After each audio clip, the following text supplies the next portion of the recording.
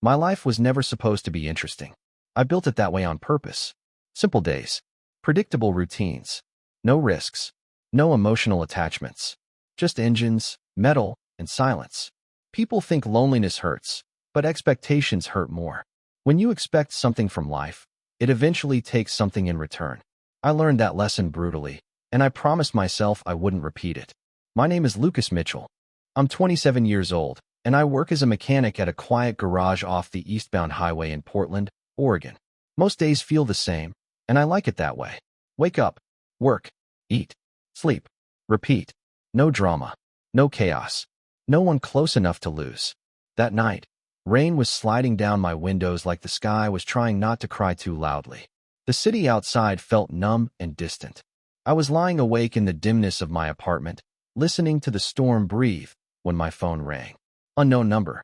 Normally, I would have ignored it. I don't answer strangers, and I definitely don't answer calls at 2 in the morning. But something inside me twitched. A strange, uneasy instinct. I answered.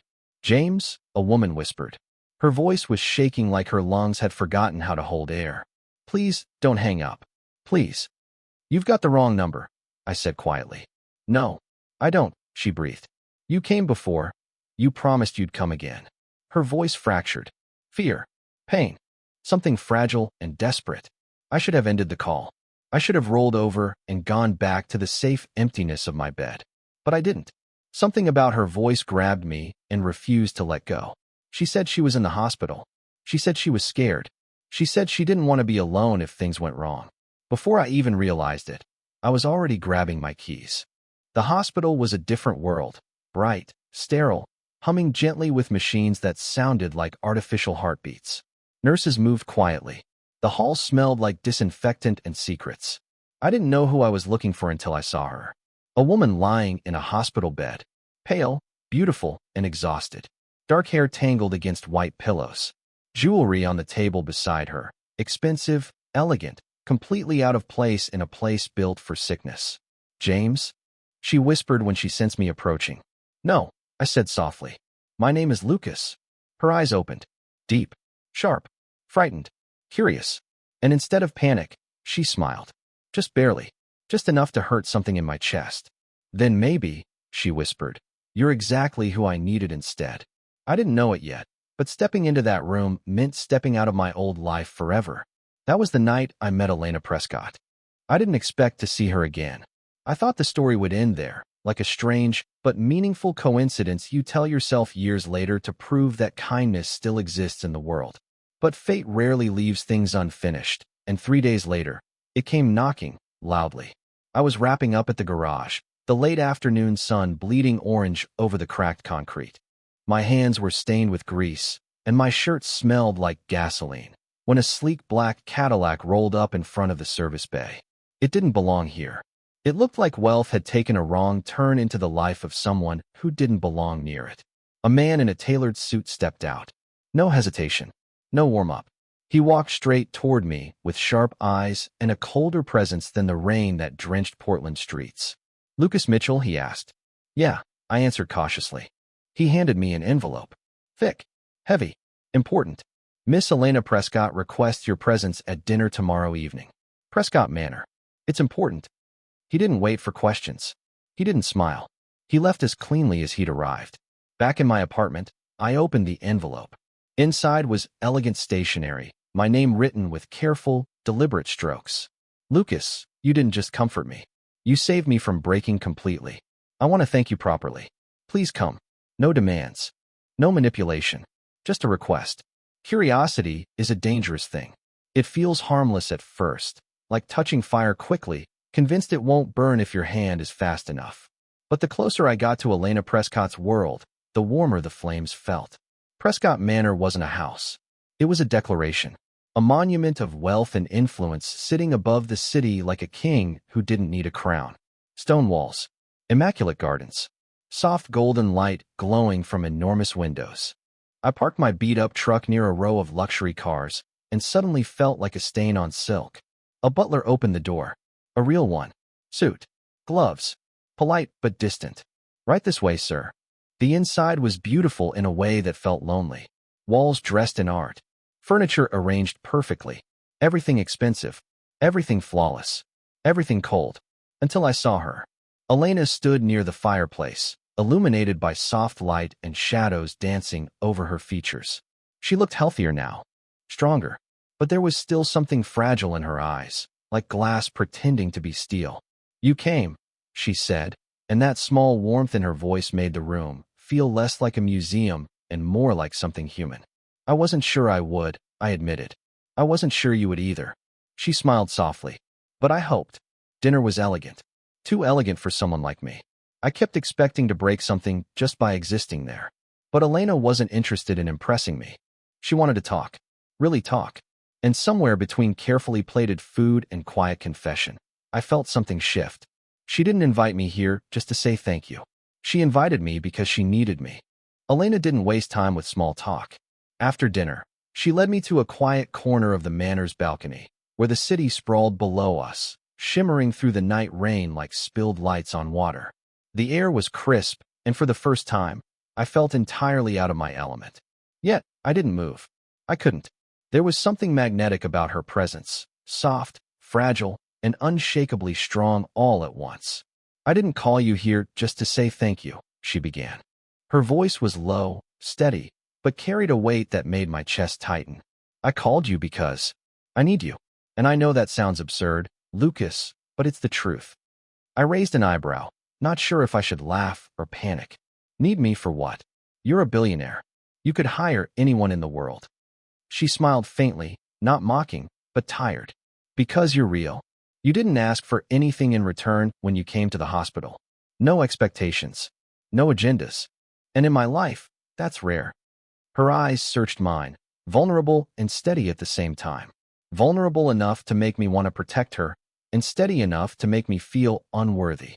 "I want you to pretend to be my boyfriend," she said abruptly, as if the words were entirely logical in her mind. "Just for a little while. At public events, photo ops, board meetings. I need someone to show the world I'm not alone. I need someone to make them believe I'm strong, even when I'm not. I'll compensate you generously." The words hung in the air, heavy, almost suffocating. I wanted to protest. I wanted to laugh and walk out, tell her I fix cars, not lives. But then she leaned slightly closer, and there was no defiance in her voice, no manipulative edge, just honesty, raw and frightening. "Lucas, please. I'm sick.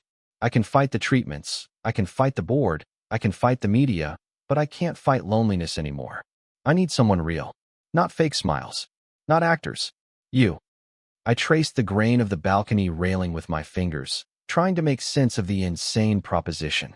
Billionaire, sick, desperate for someone to stand by her, and somehow she chose me, a mechanic from a small garage, because I didn't ask for anything. "One condition," I said finally. "If this ever stops being pretend, we stop. No lies. No pretending feelings don't exist.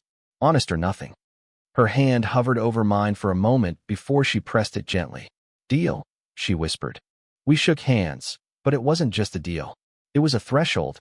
I knew it then, standing there with the city lights below, that my life had been irrevocably altered.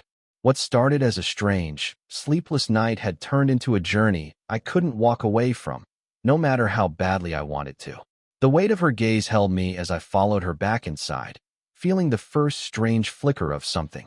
Attachment, concern, fear, desire, and a strange, thrilling uncertainty that came with walking blindly into someone else's world.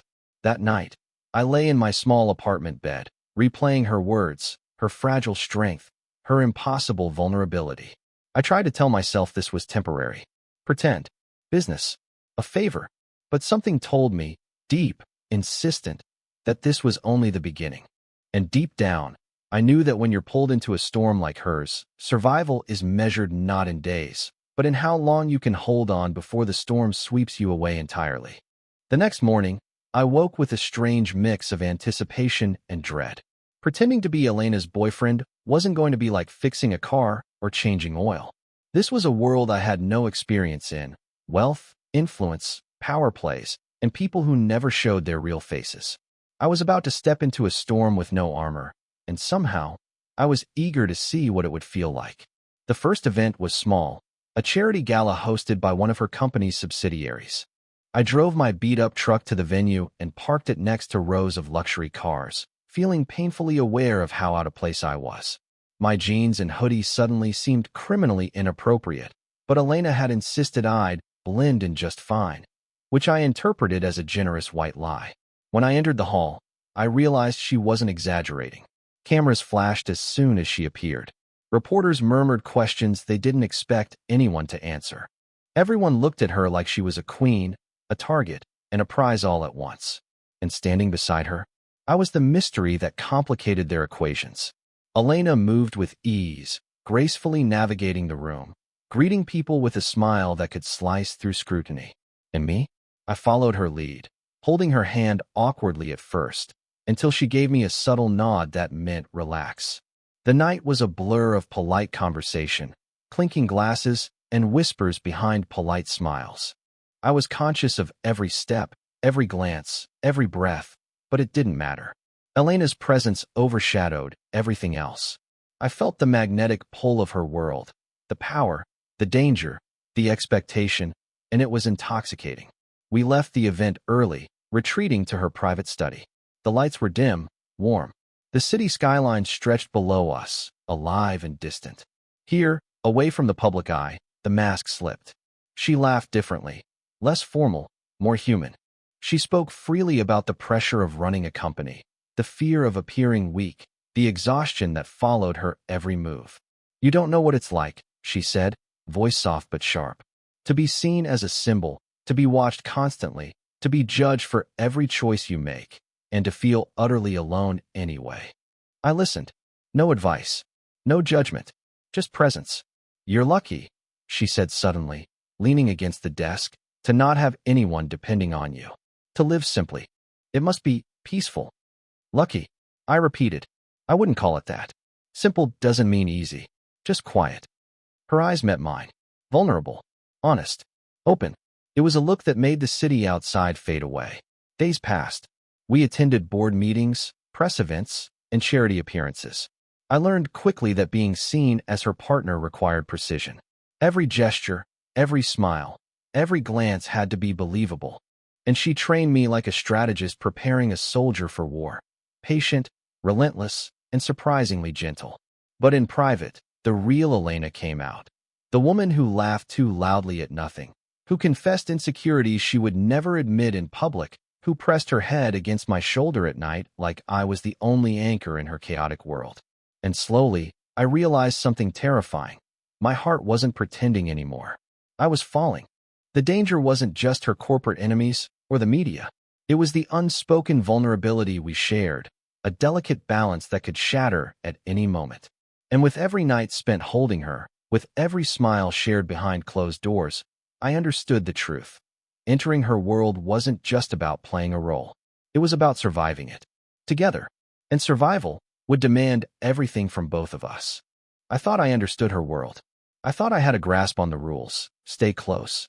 Act convincingly. Never step out of line. I was wrong. Everything I knew was about to unravel. It started subtly. An unexpected email. A mysterious call. Hints of something, or someone, lurking just beyond the edge of our carefully constructed bubble. And then he appeared. James. I didn't even know he was still in Portland. The man seemed untouchable, like he had vanished and returned only when he wanted maximum impact. He wasn't just a person from Elena's past. He was a force, a reminder that the life she had tried to hide from me was darker than I had imagined. The first encounter was at a board meeting. I had followed her into the sleek conference room, trying to act like I belonged, while keeping my hands out of sight so no one would notice the trembling I didn't know I had. And there he was, James, leaning casually against the far wall, the kind of presence that made the air thicken. "Elena," he said smoothly, a smile curling across his face, effortless and dangerous. "It's been a while." Her body froze. Not fear, not anger, something colder, something almost lethal. I wanted to step forward, but something in her eyes stopped me. It wasn't just recognition of him. It was history, pain, secrets, things she had buried deep enough that even I didn't know they existed. "You shouldn't be here," she said, voice steady, but I could hear the tremor underneath. "On the contrary," James replied softly, "I'm exactly where I need to be." The meeting was a blur. He didn't confront her openly, but his presence alone was a weapon. His every glance, every subtle gesture, seemed designed to destabilize her. I could see it in the way her hands trembled when she held her notes, in the way her eyes darted to the door, calculating escape. Later that night, she confided in me. The words came quietly, almost reluctantly, as if speaking them aloud could make them real. He wasn't supposed to come back, she whispered. He wasn't supposed to still matter. But he did. And he did matter. He mattered in ways I could not comprehend, ways I feared to even ask. The next day, whispers reached me. Board members questioning her decisions, subtle rumors of instability, and a media outlet speculating about a mysterious figure influencing Prescott media. And through it all, James's shadow loomed. He wasn't just a ghost from her past. He was a predator who had been waiting, silently, until the right moment to strike. And that moment was now. I hated him instantly. Instinctively. I wanted to protect Elena, to push him away, to erase him from the room entirely. But I couldn't. Not without knowing the full depth of what she shared with him, what skeletons lay in the closets of her past. That night, she didn't sleep. She paced the rooms of Prescott Manor, her silhouette tense, her mind restless. She confessed fragments of a history I hadn't imagined. James wasn't just an ex-lover or a colleague. He was someone who had shaped her, helped her, and perhaps manipulated her in ways I was only beginning to understand. When she looked at me, eyes wide with fear and frustration, I realized something terrifying. I was no longer just her pretend boyfriend. I had become part of the storm she had been battling her entire life. And storms, once unleashed, rarely wait for anyone to be ready. Her whispered words lingered in the air between us. If James ever comes back, promise me you won't walk away from me. I promised, but deep down, I wondered if even that promise would be enough. The first real fracture didn't come with shouting or dramatic confrontation. It slipped in quietly, like a shadow in the corner of a room, almost imperceptible until it was too late. I had tried to convince myself that James' return didn't matter, that Elena would handle him, and I would remain a constant, untouchable by her past. I was wrong. Late one night, the manor was silent. I had been in the study, pretending to read while she worked on company documents. The kind of quiet that's rare in her world, where someone always had a claim on her attention. And then her phone vibrated. Soft. Insistent. I should have ignored it. I should have turned away. I should have stayed in my place and trusted her. But the tension in the air was too thick. Curiosity, mixed with a strange, protective instinct, made me glance at the screen. My blood ran cold. A message. From James. Meet me tonight. No one needs to know. You owe me. I froze. I shouldn't have done it, but I read it again, and something inside me snapped. My mind was a storm of anger, fear, and disbelief. She wouldn't go, would she? She couldn't possibly risk everything for a ghost from her past. Except she did. I saw her leave minutes later, moving like a shadow, silent and deliberate. I followed her, keeping enough distance to remain unseen, but close enough to ensure I knew where she was going. The city streets blurred past under the streetlights as we moved, her elegance contrasting sharply with my rugged, ordinary presence. We arrived at an abandoned overlook above the city. The wind cut across us, icy and biting, carrying the sounds of distant traffic and dripping rain from earlier. James was there, waiting, calm, smiling like he owned the night, like he owned her. You can't keep doing this, she snapped, her voice shaking despite her attempt at control. You can't keep threatening everything I've built. You can't keep pretending you didn't choose this, he replied smoothly, the kind of voice that sinks into your chest and makes your bones ache. You built this empire knowing exactly what it demanded of you, and who it demanded to keep you alive. I stepped closer, a low growl in my chest, but they didn't even notice me. Their world existed in a sphere I couldn't penetrate yet. You're sick, Elena, he continued, stepping closer. Not just physically. You've been sick for a long time, and I'm the only one who knows how to keep you alive. Her silence was deafening. Not denial, not defiance. Fear. Raw, jagged fear. And in that instant, I realized something I hadn't dared to consider before. The hospital call, the one that had brought me to her side, may not have been an accident. I had thought I was saving a woman from loneliness, from fear, from hospital walls. Now I understood that I had been drawn into something far more dangerous, far more complicated. I wasn't just protecting her. I was stepping into a web of history, secrets, and power that could destroy us both. And standing in the cold night, watching them face each other, I understood the truth. Nothing in Elena's life was ever simple. And pretending to be her boyfriend had just become a dangerous gamble with stakes I had only begun to comprehend. The following days were a tense blur. The veneer of control that Elena and I had tried so carefully to maintain began to crack under the weight of James' reappearance. I noticed it first in the small things, her distracted glances, the way her fingers trembled while scrolling through emails, the way her laugh sounded forced, even when she was with me. At the office, James wasn't overtly aggressive. He didn't storm in, screaming accusations or flaunting his influence. No, he was subtle, like a predator circling its prey. A lingering look in a meeting. A carefully placed suggestion to a board member. A question in passing that made her stumble for words. Every interaction was a minefield, and I could see the strain in Elena's posture, in the way she carried herself, like she was barely holding on. I tried to help, silently, by taking on tasks that weren't mine, keeping her schedule manageable, intercepting calls I suspected might be dangerous. But she resisted. "You can't fight this for me, Lucas," she said one evening, the city lights behind her painting her in a melancholy glow. "This isn't just about me.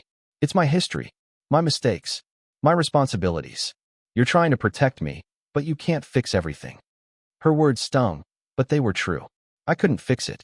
I wasn't part of her world, and I never would be.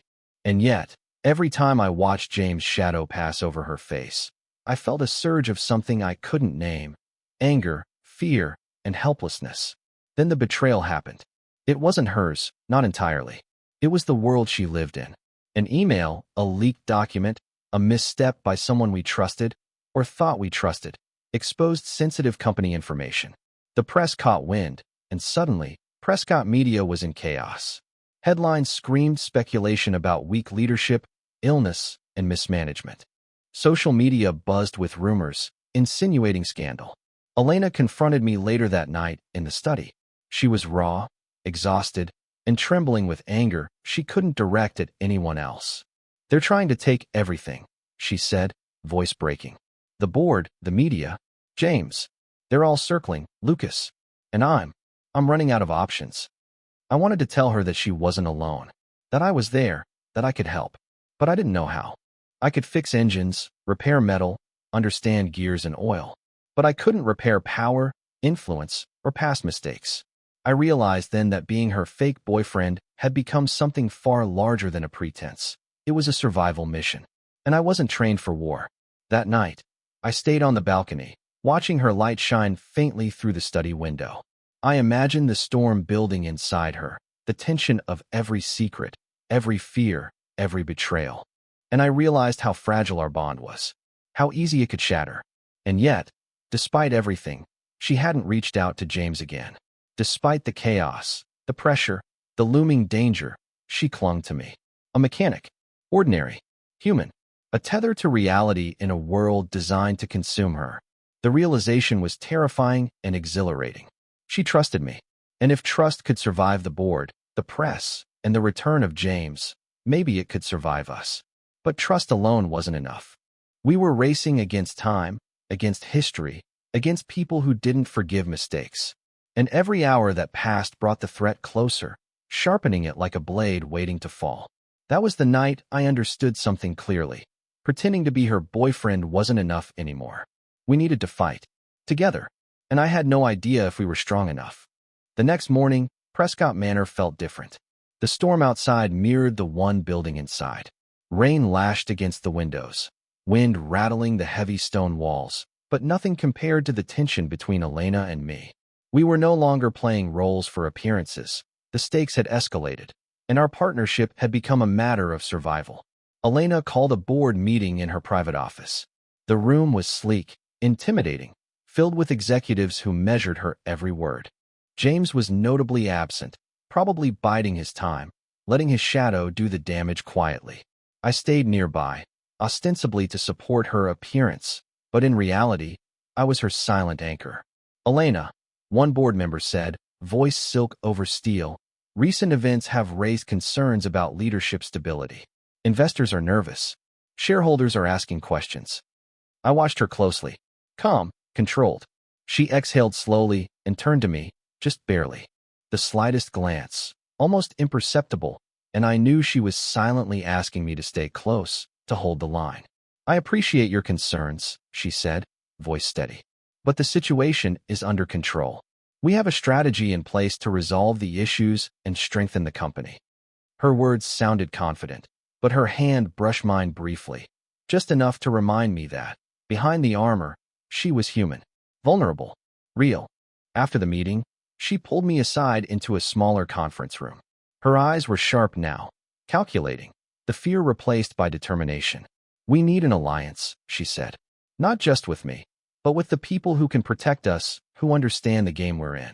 And Lucas, she paused, letting her gaze meet mine. That includes you. I can't do this without someone who doesn't have an agenda, who won't betray me for profit or fear. Someone I can trust completely. The weight of her words settled over me. Trust.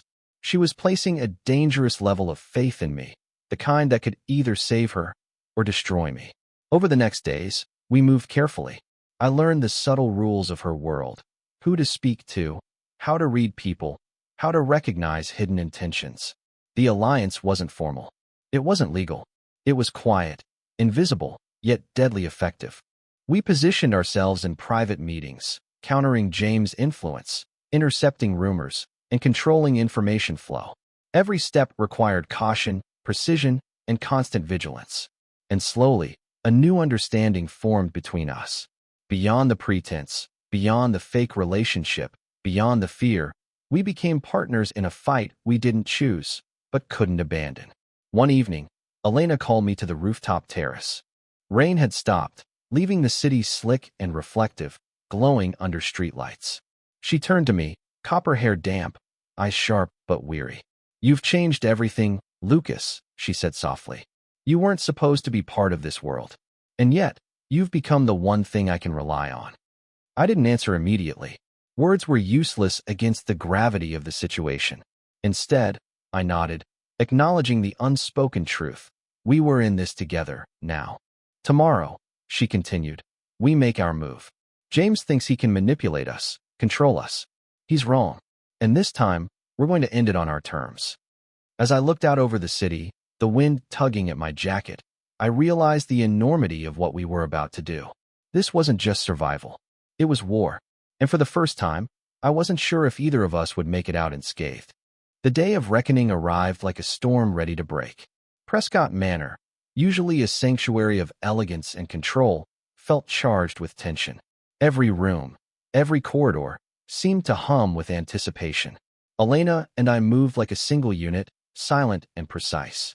Our alliance had been forged in fire, but the real test would be in facing James directly. He arrived unannounced, of course. A dark sedan gliding up the winding drive, the kind of vehicle that announces presence without sound. I saw him first through the study window. His posture relaxed, confident, like a wolf who knew the forest better than anyone else. And in a way, he did. This was his game as much as it was hers. Elena didn't flinch. She never did when she truly decided something. But I felt it. Her heartbeat, rapid and deliberate, echoing through the floorboards, and it set my own pulse racing. Lucas, she whispered as we moved into the drawing room. Stay close. Watch me. Trust me. I nodded. My hands itched, not for violence, but for control, for the ability to protect her, for the knowledge that I could influence the outcome, even in a world where I had no business existing. James entered, his smile calm, controlled. Elena, he said, voice silky, a dangerous undertone lurking beneath. I see you've chosen your companion. Interesting choice. Enough, James, Elena replied, voice steady. This ends now. The confrontation wasn't explosive at first. No shouting, no drama. Just words, carefully chosen, sharp and pointed. Board members and associates watched, quietly sensing the tension, understanding the stakes without being told. You think you can control me? James asked, voice low, almost a hiss. I know every move you've ever made. I know your fears, your weaknesses. You're wrong, she said firmly. You've underestimated me. And you've underestimated him. James' eyes flicked to me. I felt his evaluation like a physical weight, measuring my worth, judging my place in her life. I wasn't a billionaire. I wasn't a strategist. I was just a mechanic. But standing there, I understood the gravity of my role. My loyalty, my presence, my silence. These were weapons in their own right. The standoff lasted hours, though it felt like minutes. Elena dismantled his arguments, countered his manipulations, revealed knowledge he hadn't expected her to remember. Every reveal weakened him, forced him to retreat step by step. And I watched, astonished, as the woman I thought I knew revealed herself as someone far more formidable, far more dangerous than appearances had suggested. By nightfall, James had left. Not defeated entirely. He was too cunning for that.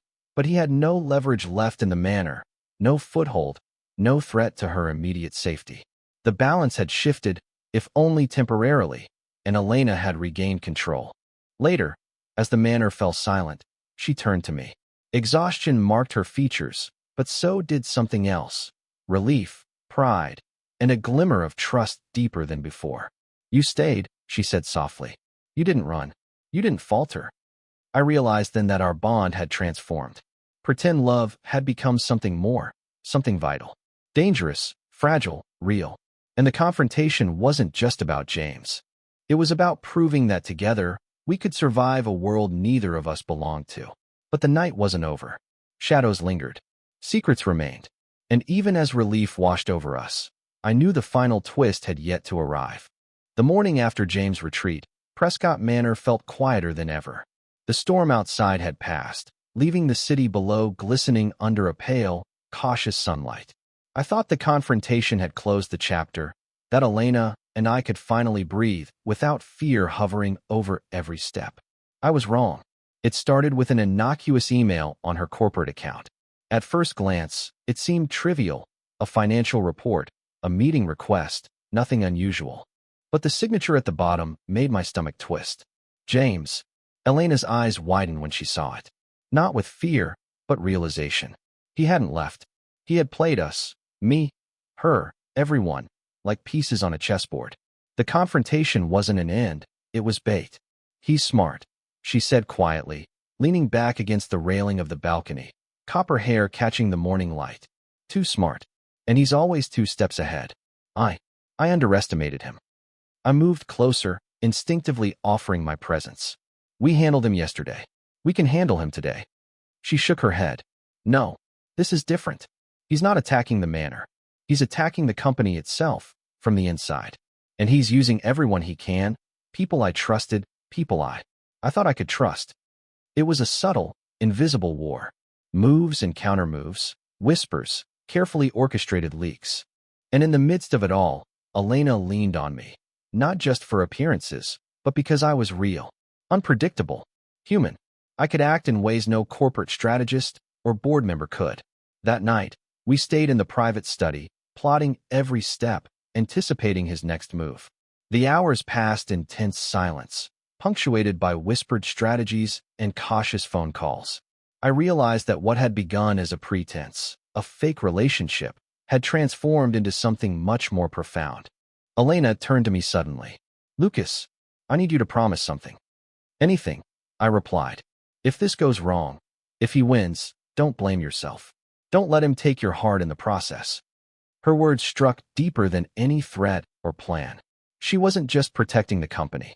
She was protecting me, in her way. And in that moment, I understood the depth of what we had built together.